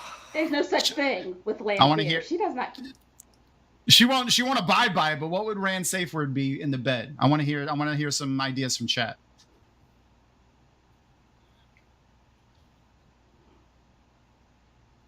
And the yellow, if that's air that he was channeling that he threw her, the yellow is dulled from the darkness. I was gonna say, okay. I said to Brian, like, I can see some of that taint. I think I saw some taint. Here, watch that giggity. Watch her eyes. Yes. Let's see. Oh. Saw. And then. Yeah. Yep. So that is the end of the episode, and I need to stop it before it starts playing the next episode. But go ahead. No, I was just gonna say, in chat, Hopper said Avienda would be the safe word, and that's the that would be a good. Said. That's a good safe word. Yeah, and Pineapple. Because I don't think she would want to do anything after that. That's fine.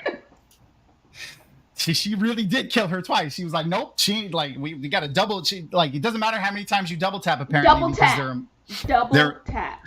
But they're immortal. So that's something that I wanted to talk about, and we're gonna get to that when we go. We're gonna go into the book spoiler part now. So if anyone who's watching hasn't read and doesn't want to be spoiled, thanks for hanging out. If you haven't read past book 2, we're gonna do full book spoilers now. So if you want to hang out, go ahead. If not, peace out. And I'm gonna change over our little banner thing here. So we have full book spoilers. Okay. So I like that they are making the Forsaken immortal and not just like the Dark One can grab their soul and put it in a body and stick in a new body. Yeah, because that's going to get expensive. Like hire new. God. Especially when they're already like the actors are already so good. Like if it's working, don't recast them if you don't have to. Yeah. Right. The idea of having to recast all these actors several times would be insane. Like you're never going to get a decent actor to play a Forsaken because they're not going to sign up for one season or part of a season. No. And I always found it a little confusing, to be honest. Like, why can't you just keep the soul in the body? If you could grab souls, why can't you just force it to stay in the body? Like, now, to be fair, that body was a little bit messed up. Like, I don't know, can the Dark One fix the body? Or is it like, that's garbage now? Let's go find a new one. We know that they have that connection, at least the men do, to the Dark One, and that is done to them. No, the women do too, because that's how they channel the true power. That. But he had to give them that. Yes. Like they couldn't okay. Yeah. They had to go to Shale Ghul and go through some sort of ritual to be able to have that connection. Mm-hmm. So that the idea of that being there, and maybe that is what's keeping them alive. I feel like dying. Yeah, it makes more sense than just snatching the soul up as it goes away and then stick it in a new body. I don't know. That would be he would be a good Moradin. I think this version of Ishamael is Moradin. It does. He's a straight up pimp is what it seems like. That's for real. Right, and that is more what we got with Moradin because Ishi was crazy also. I feel you. Yeah. So, right. I'd sell my soul right now if he could just fix my back. Good.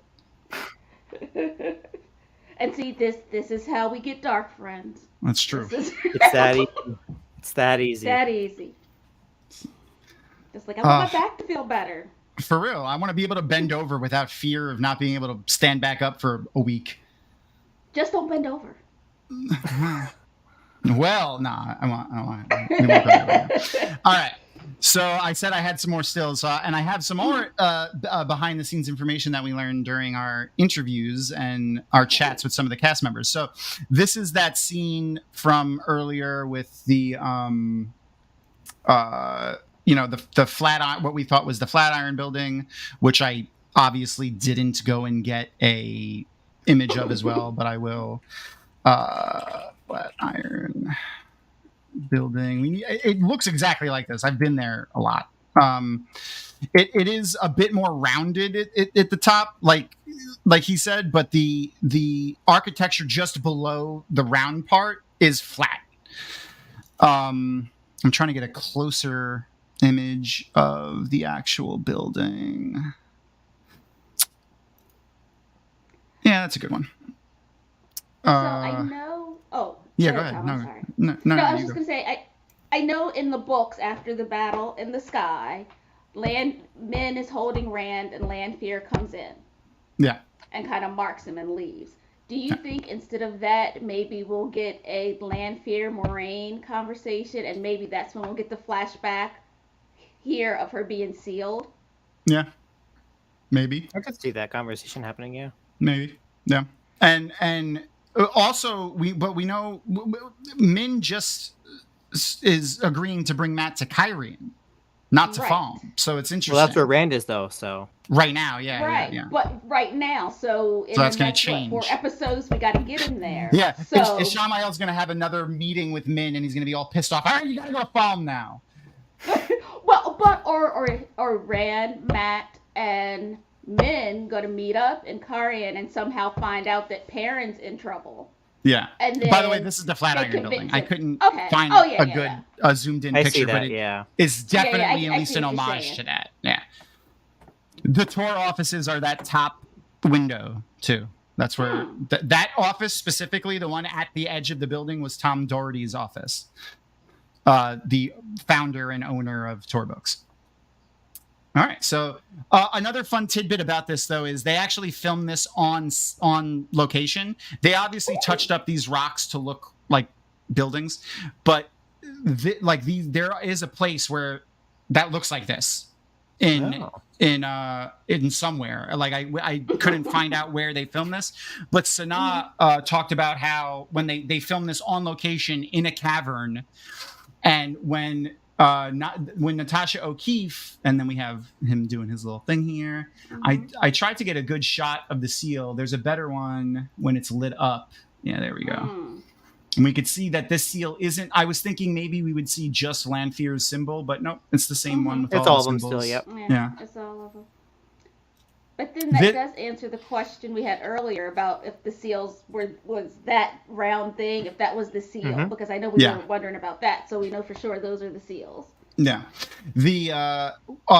this was shot live, like with Natasha O'Keefe covered in whatever that's not blood stuff, and they said it was so cold that they had to keep rushing her in and out of things to cover her up because she was freezing.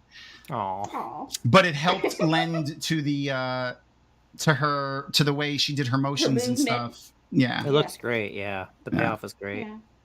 And then I just thought this was a great image of her. Like she's dressing herself in the mirror, and it made me think like this is how she sees herself. Still think she's a dark friend though.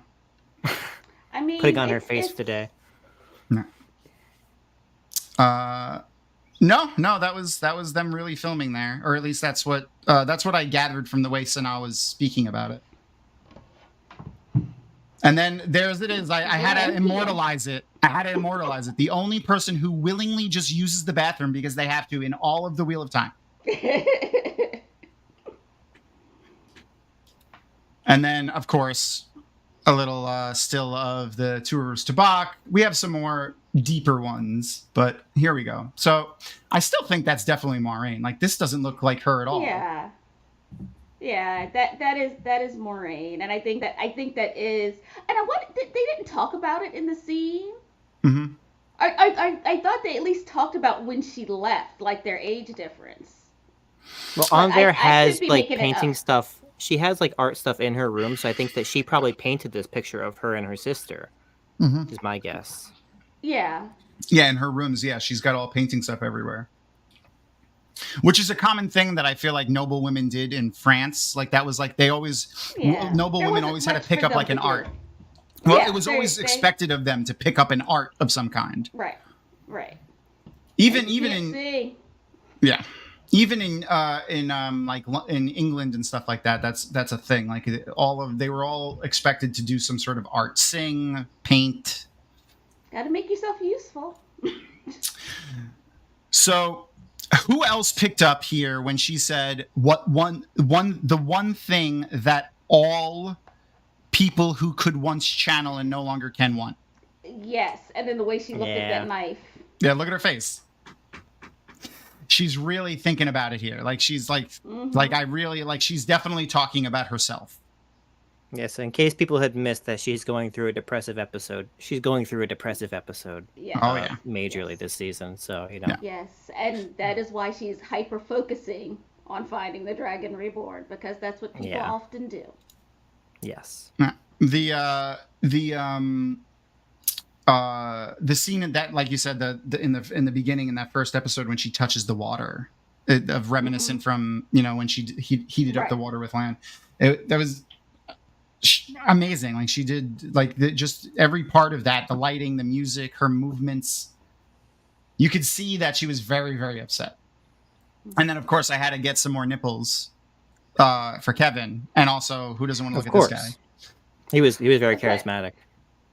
The look Nynaeve is giving him, like, are you serious? Like, I would not even. I've got my eye on land, sir. Like, it's the same look she gives to Elaine to get her to leave her own room. Yeah. That's true. Like, that's the wisdom look. She's got that wisdom eye. She's got 6 years of motherhood under her belt. She learned that look. That too. Yes. She's got the mom look. Yes. That's right. Yes, it is. That is one of Mother Nature's way of protecting us from our own offspring, because she's looking at him like, boy, you're going to catch a cold. What are you doing with your shirt off? So like, I'm not impressed, sir. I have seen land. That's true. So do you think he's a plant? Like maybe like, Leandrin planted him there, or someone planted him there for her, or is this just, happenstance? I don't know. He seems really awkward about it. That's true. I think he's just admiring. Yeah, he has that kind of that awkward feel of, well, I can talk to her because she's just accepted. Yeah. But she's just accepted. She's gonna need a warder. Like, I wanna also point out just the beautiful hair that they have for Zoe. Love her braid. Even though it is still a wig, they incorporate her natural hair into it, so you can't see her locks and stuff. I think they did a really good job with the hair. Also, Davina was very adamant about how much work goes into like all of the wigs they do, and then this was Leandrin in the background of that scene. Mm-hmm. And you're very right, Norman Garden. Oh yeah, her clothing has progressively gotten darker. She looks like she's wearing like Fire Nation from like Avatar: The Last Airbender garb under this. What this looks like. And there it is. There's the look that she was giving her. Like, bitch, what are you talking about? Like, that's what that face looks like right here. Mm-hmm. I got a good. Oh, go ahead. No, go ahead. No, go ahead. I was gonna say I got a good image, or I clipped up this part here. The tower has sent sisters to investigate. You saw that face? Watch, right? Mm-hmm. The tower has sent sisters to investigate. This is the look I give Brian after he tells me to do something. I've already done it. That is the exact same look as I'm told I did it already. I know how to do my job. Mm-hmm. And then right after she says you'll fall with her. She's like, I gotta make some calls. This bitch, I gotta actually. And then I gotta take care of this. I had to clip him. I had to because he really is. He really is. Hold on. And relax. Every time I got to do it. And then this is Lan. There was a quick shot of like, damn, when he says, how much water do they need for bread? This is his face when he says that, by the way.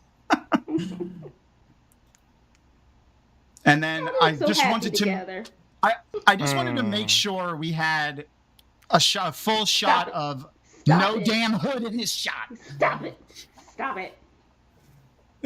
The jury's out. Yeah, okay. Here's a good shot of that jacket though that we were talking about earlier. Like I like an allusion to a Gleeman's cloak, or maybe even like I said, the threads of the power. But it's interesting. And someone pointed out it is a Japanese cut. And since Kyrian it's like this is a style of traditional Japanese clothing. And Kyrian is supposed to be a mashup of France and Japan. So that makes sense. His sword is on his back.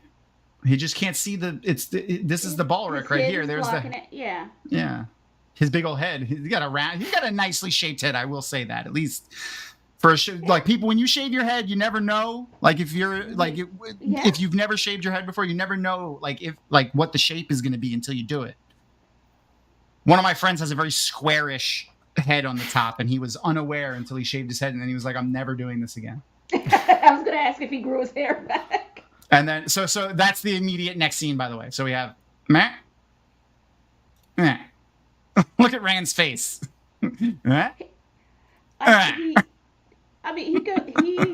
He goes to that face so quickly. Yeah. Like Crazy Rand is going to be like Crazy Rand. Like it's going to look so good on screen. Mm-hmm, mm-hmm.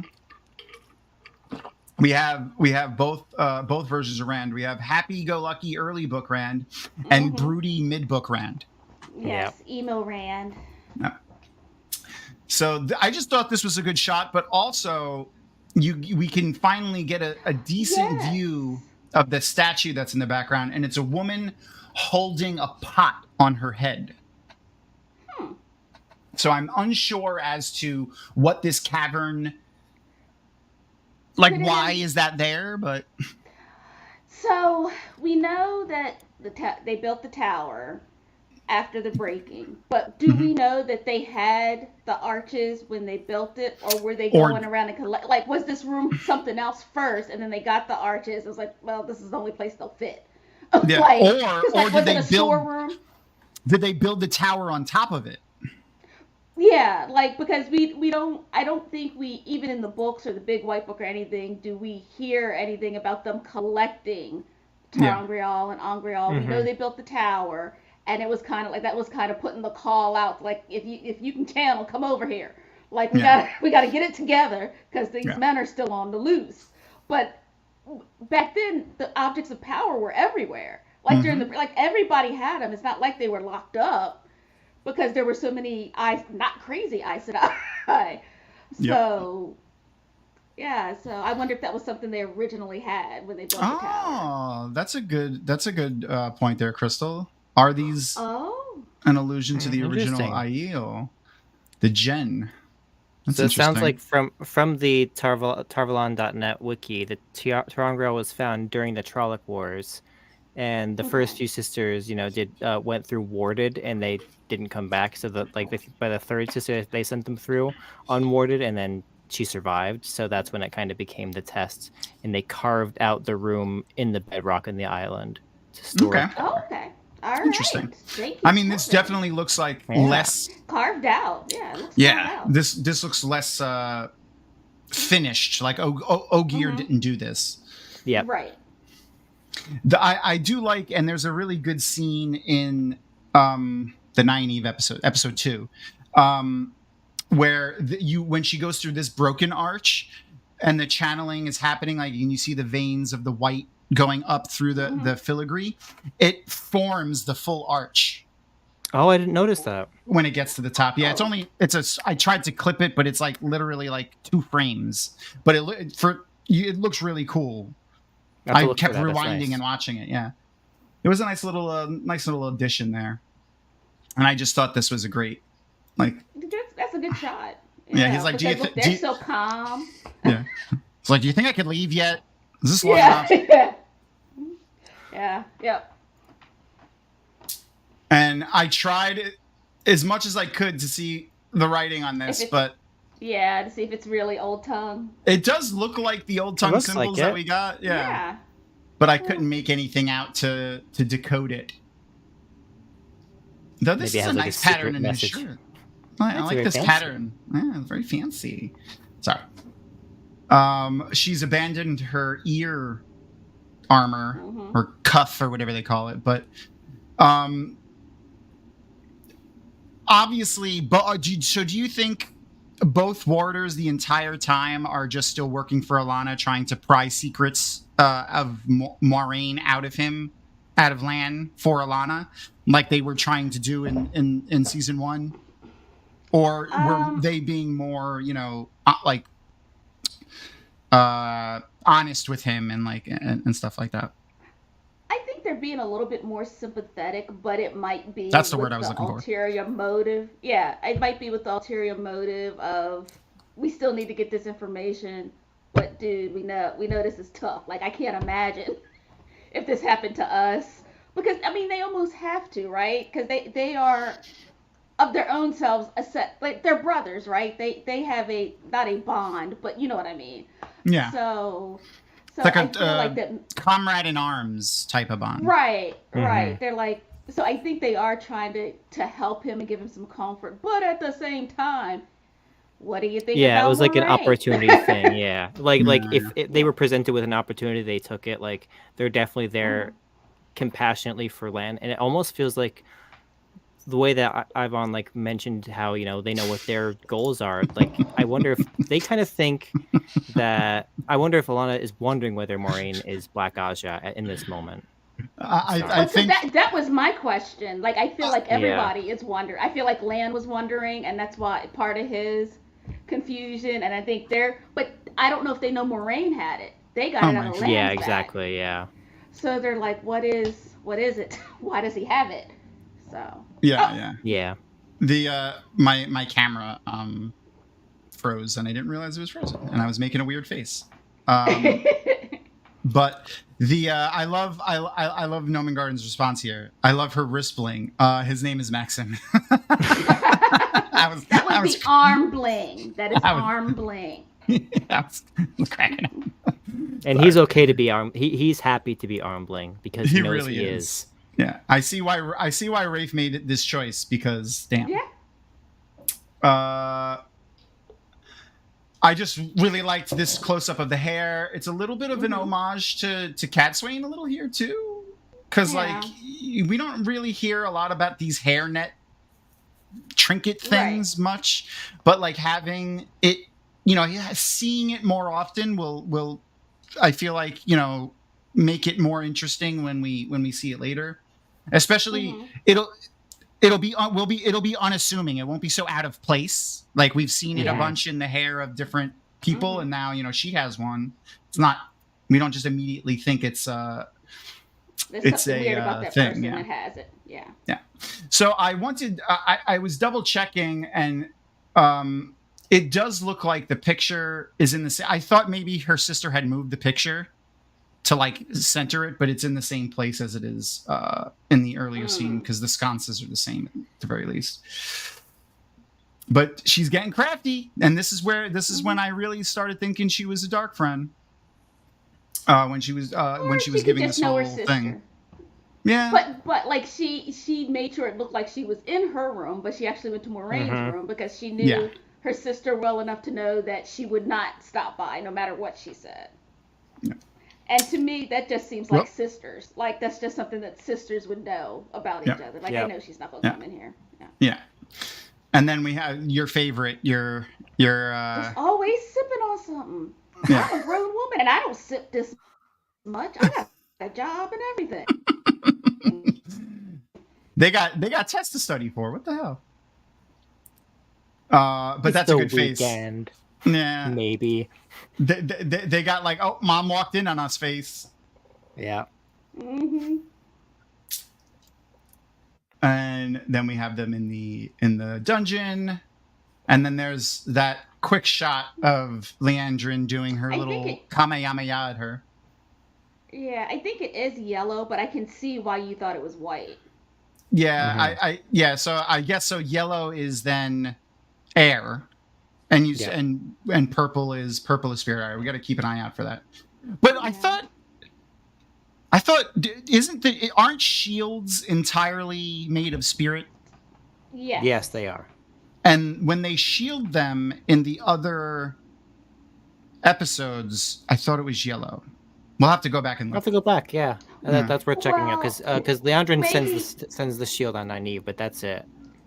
But maybe it's two separate weaves. Maybe it is air to push them back and to hold them, and then the shield goes on them. So maybe we. I could see her wanting to shield them for sure. Oh well, yeah. Yeah. Did a little freeze here of Min, and then just to juxtapose it, he's so charismatic, and like he's so confident. At this point, he is confident that number one, he's correct. He's figured it out. Mm-hmm. Number two, he's like, this is the consequence I want. This is the way I need to go about it. I'm not above doing whatever I need to do because this is what needs to happen. Because dang it, I want a nap. I am tired of coming back again and again and again to see this little fool. I'm not doing it anymore. It's like we are breaking this wheel. I'm done. Yeah. And then we got Rand doing some channeling there. I just thought this was cool, seeing it go in, and he burnt the Myrgil from the inside out and disintegrated him, which was pretty cool. And Rand's like completely stoic, like I feel like this is him assuming the flame and the void here. Like I agree. And I don't know if I actually kept the next one. No, I didn't. So in the very next scene after he finishes exploding the Myrgil, his face immediately goes to like upset, like what did I do? And he stops channeling. So it looks like he lost the flame and the void.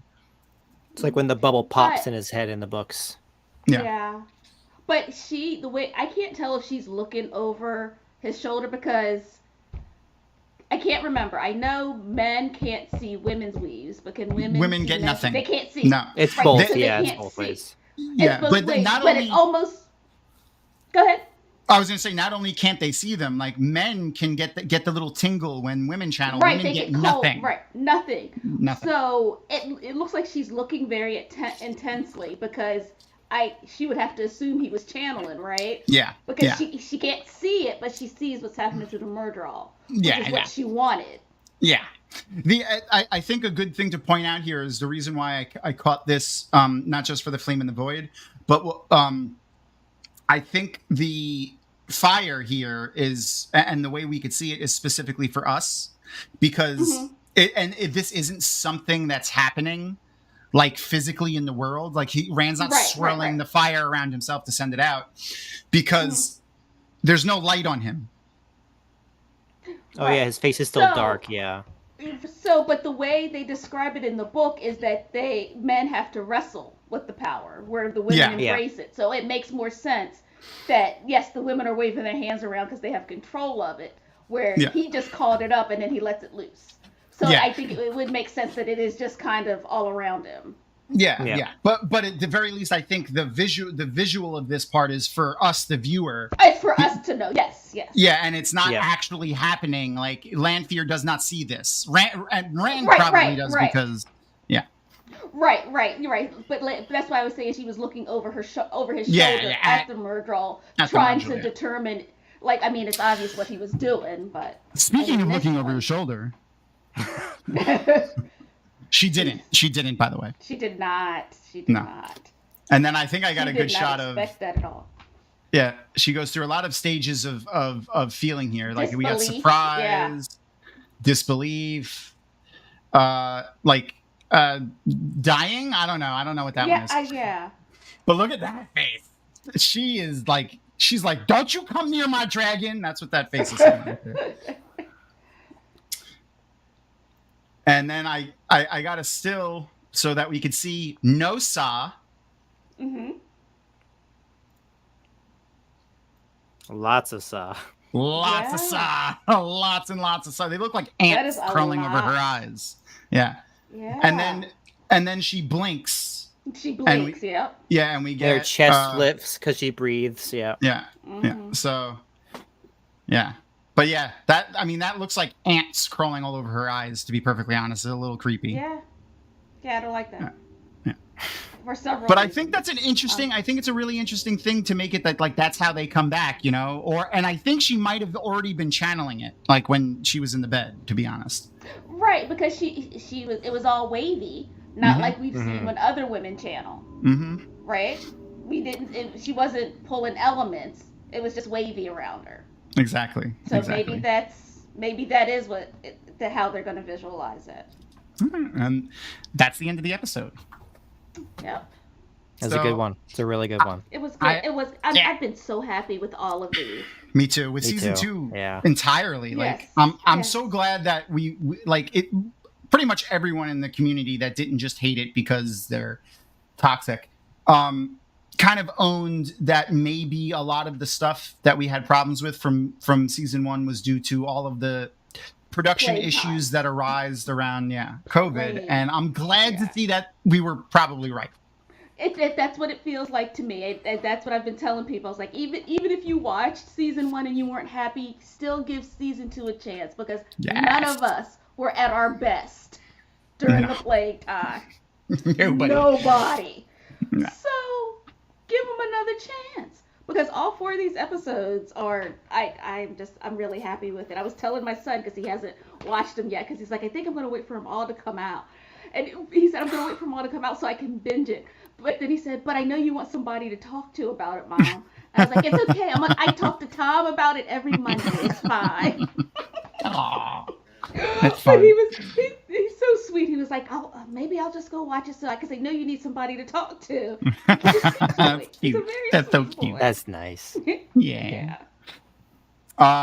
So before we go, though, we have to remind everybody, not that anyone doesn't know who Kevin is, but like Kevin has his own. Not only are you the nipple man, you also have your podcast, and you and I and Rob did our Legos together. Like you have a lot of stuff going on, so I'm gonna put multifaceted. Yeah. Yes. I'm gonna put your link in chat for your website. What are you working on right now? What fruits can we pick from your brain? Are we gonna see next on your from you? So you can obviously always find my, Wheel of Time edits and memes, whatnot on Twitter. I'll always post them there. I've been starting to upload them to my YouTube channel a little bit more, which is listed on that website as well. So, that's always going to be there. When a lot of the creative stuff and like the stuff I put out is very much, passion projects. So I've got like an episode I'm editing of when Sulin was on the Lego podcast as well. So I do that on Rob's channel. We do a live stream there, and then I edit it into a podcast version that goes on my podcast feed. So, if you like the visuals, you can have them. If you want to, listen to the podcast, that works too. So I'm always making stuff. I'm always doing stuff, kind of following whatever my latest idea train has been. So you'll see stuff that you'll see things that I think are funny on my website and my podcast, because I like to entertain myself first and foremost. Yeah, exactly. I'm always laughing. So if you are too, it's just a bonus. So feel free to listen. It's not really Wheel of Time centric often, but sometimes it is. So if you're like that, if you like me, if you want to hear more of me, I talk to people that you don't know. I'll be there though. You'll know me. It's like just a couple of friends hanging out. That's the vibe I go for. Is I'm just kind of chilling and having a good time. So real. Yeah. I would say. Yeah, that's kind of what we're doing here too. Is someone after we did the season 1 rewatch said it was like they don't have friends to watch shows like this with locally, so this was like sitting on the couch watching a show with your friends, and I was like, oh my god, exactly. So, yep. That was when we started doing more of them. But that's what I appreciate about you. I think that's probably why I was like immediately like, I like this person. Like I want more of this person in my life. It was just like you real. Like I hate when people put on that fake persona. You know what I mean? Yeah, I can't do that. It's too much work. It's too much work. And then I forget how I acted in front of who, and then the wrong persona comes out. Like, you know what? For real. I am. I thought you were one of my really friends, Norman Garden. Shit. Norman Garden, I'm your friend. I gave you a hug at WotCon. You're my friend. I don't touch people. Yeah, we met in real life. Even if we didn't meet in real life, we'd still be friends, because that's how it works. Yes. True story. Right. That is what the internet has given us. Yeah. Speaking of new friends, though, we're gonna have some new friends joining us next week. So someone that's doing a group that's doing they were doing like they were talking about the books, and they were as the show was coming out, and they're doing reviews of the show too. They're called hold on. Wow, I closed my image. Did you close the wrong tab? I did. I have so many tabs open right now, you have no idea. It happens to me at work all the time. I hate it. Yeah. It's Bingetown TV. Oh, I've heard of them. Yeah. They like made all a nice of this that I'm seeing. Oh yeah. They do a lot of stuff. Like Wheel of Time is just one of the things that they do. So Kyle from Bingetown TV is going to be joining us next week for our rewatch of episode 5, I guess. Yeah. I want it already. I know, but I am worried because, as Norman Garden said, yeah, I'm a little worried. Yeah. Like it's gonna hurt. It's gonna hurt when it happens, but it is. And go ahead. Oh, I was gonna say from when Daniel Henney and Madeline and who else was there during the New York City Comic-Con panel when they were like, "Oh my God." There? Yeah. Donal and Kiera were there. Yeah. Yeah, Donal and Kiera. Yes, and they were like, "Oh my God, Madeline's performance this season." You know, they're talking about that. Like, they're talking about like the horror that she's got to go through with this. So. Yes, but the end of that, like. I don't have a favorite person. I love all of you. So this is what I tell Avi when she asks who my favorite kid is. I have favorite things about all of them, and I have things I don't like about all of them. So I don't have a favorite kid. There's favorite thing. I have a favorite thing about each of them, but I do let them all know they get on my nerves. So they do. I mean, they're half me and half their father. I get on my own nerves sometimes. My husband definitely gets on my nerves. Like, how can these children not get on my nerves at some point? Fair enough. And Wotaholic Aussie, I can't have anyone really be my favorite Aussie ahead of Linda Tagliari. Like, she's amazing. Like, Ebony knows her. I don't know if everyone else knows her, but if you know 13th Depository. If you know this website, you know Linda Tagliari. That is she's amazing. I don't understand. And she's so little. I'm like, how's all that information in there? Like, all that information and talent. How do you keep it all in there? That was one of the first websites I hit up when I finished my first read. That was one of the first websites I went to. No, everything. Yep.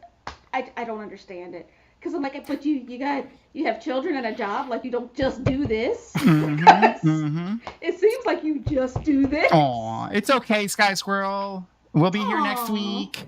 Kevin, we just put Kevin's stuff. You can find him. And, you can always rewatch the VOD. Have fun. Watch along again with us. Yeah. And if you haven't watched the Rafe interview, we talked about that. Rafe played a really fun practical joke on Yosha. Go check out the Rafe interview that we have on the Dragonmount YouTube channel.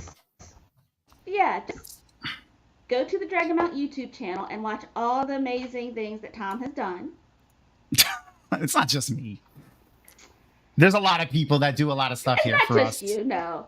No. But also, subscribe, hit the bell, comment, share. We need subscribers. I'm going to be stepping up. Also, I'm going to be stepping up my game over on Twitch soon. I'm going to have a schedule posted and everything. Mostly going to do early day, like relaxing, cozy-ish games. But we got affiliate. Nice. Congratulations. Thank you. Yeah, during the marathon, we doubled our follower count during the marathon, and we are able to do affiliate now. So we're going to start doing that soon. We have to go through there's apparently paperwork and stuff you have to fill out, which is imagine that fun. Crazy. It's wild. Yeah. Watch the Dragonmount socials for the updates on that. I'll have a schedule posted and everything with games and all that jazz. But yeah, that's all I got. I had so much fun with you guys. Yes, it's always fun. I love it when Kevin comes to visit. Yeah, it was a blast. I had so much fun too. And it's not just because you're a pretty face. You also have a pretty beautiful, wrinkly brain as well. Oh, stop it! Stop it, Paul! Stop it! And with that, peace. Bye, guys.